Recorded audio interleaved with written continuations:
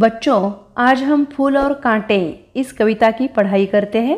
इस कविता के कवि हैं अयोध्या सिंह उपाध्याय हरिऔध। इस कवि का परिचय पहले देखते हैं। इन्होंने बहुत सारी रचनाएं की हैं। प्रिय प्रवास, पद्य प्रसून, वैदेही वनवास, अधकिला फूल, प्रेम कांता आदि उनकी रचनाएं हैं। अब हम कविता का परिचय देखते हैं। प्रस्तुत कविता में कवि ने यह स्पष्ट किया है कि मनुष्य विशिष्ट कुल में जन्म लेने से नहीं बल्कि अपने कर्मों से ही बड़ा बनता है। फूल और कांटे के माध्यम से व्यक्ति के व्यवहार के विषय में बताया गया है। उच्च कुल में जन्मे व्यक्ति इसका दूसरों के प्रति व्यवहार यदि उचित नहीं है तो उसकी कुलीनता उसे समाज में सम्मान नहीं दिला सकती। पहले हम कविता पढ़ते हैं और उसके बाद कविता का सरल अर्थ समझ लेते हैं।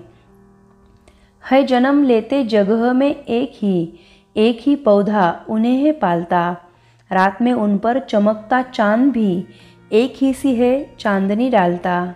मेह उन पर है बरसता एक सी उन पर हवाएं है बही, पर सदा ही यह दिखाता है हमें ढंग उनके एक से होते नहीं।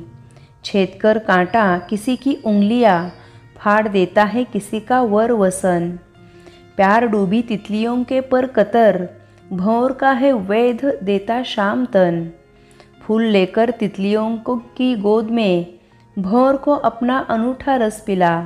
निज सुगंध और निराले रंग से है सदा देता कलीजी की खिला। है खटकता एक सबकी आँख में, दूसरा है सोहता सूर सिस पर। किस तरह कुल की बढ़ाई काम दे, जो किसी में हो बड़प्पन की कसर। अब हम कविता का सरल अर्थ देखते हैं। पहले 4 पंक्तियों का अर्थ देखते हैं। है जन्म लेते जगह में एक ही, फूल और कांटा एक ही स्थान पर जन्म लेता है। एक ही पौधा उन्हें पालता, एक ही पौधे पर वे दोनों पलते हैं। एक ही जगह पर वो दोनों जन्म लेते हैं। रात में उन पर चमकता चांद भी एक ही सी चांदनी है डालता।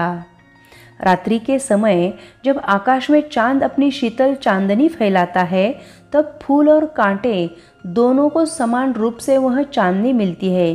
किसी एक को ज़्यादा या किसी एक को कम कभी नहीं मिलती। फूल और कांटे दोनों एक ही स्थान पर जन्म लेते हैं और दोनों एक ही जगह पर पलते हैं। दोनों पर चांद चांदनी की शीतलता एक समान होती है। अगली पंक्तियाँ देखते हैं। मेह उन पर है बरसता एक सा, मेह यानी बादल, एक सी उन पर हवाएं हैं बही, पर सदा ही यह दिखता है हमें ढंग उनके एक से होते नहीं। देखो, अब इन पंक्तियों का अर्थ देखते हैं। जब बादल पृथ्वी पर जल बरसाते हैं तो दोनों पर समान रूप से बरसाते हैं, किसी एक पर ज़्यादा और किसी एक पर कम नहीं बरसाते। जब प्यारी हवा बहती है तब भी दोनों के ऊपर समान रूप से बहती है, परंतु एक जैसी परिस्थितियों में पलकर भी फूल और कांटे का स्वभाव एक जैसा न होकर एकदम भिन्न भिन्न होता है। यह इन पंक्तियों में बताया गया है। अब हम अगली पंक्तियां देखते हैं। छेद कर कांटा किसी की उंगलियां, फाड़ देता है किसी का वर वसन। वसन यानी वस्त्र, वर यानी श्रेष्ठ सुंदर।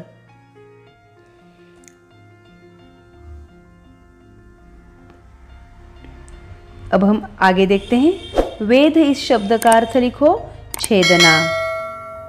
भौर यानी भौरा, शाम यानी काला, तन यानी शरीर। अब हम इन पंक्तियों का अर्थ समझ लेते हैं।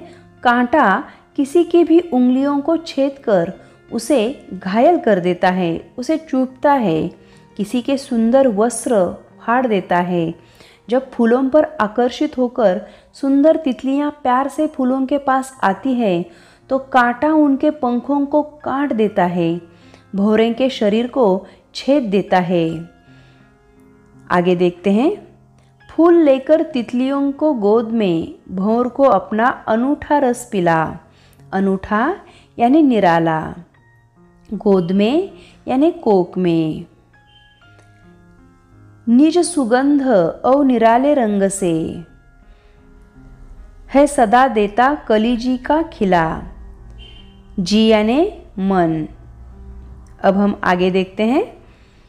दूसरी ओर फूल तितलियों को प्यार से अपनी गोद में जगह देता है, जबकि कांटा सबको घायल कर देता है। भंवरों को फूल रस पिलाता है।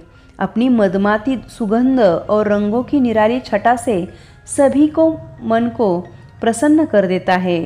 फूल और कांटे के स्वभाव में कितनी भिन्नता हमें यहाँ पर नजर आ रही है। आगे देखते हैं। है खटकता एक सबकी आँख में। दूसरा है सोहता सुर सिस पर। सोहना यानी शोभा देना, सुर यानी देवता, सिस यानी सिर। किस तरह कुल की बड़ाई काम दे, जो किसी में हो बड़प्पन की कसर। बड़प्पन यानी महत्व, बढ़ाई। कसर यानी कमी। निज यानी अपना। हम इन पंक्तियों का अर्थ देखते हैं।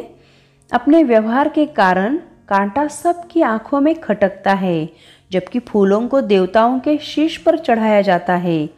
यदि हमारे काम अच्छे न हो तो हमारा उच्च कुल में जन्म लेना हमारे किसी के काम नहीं आता।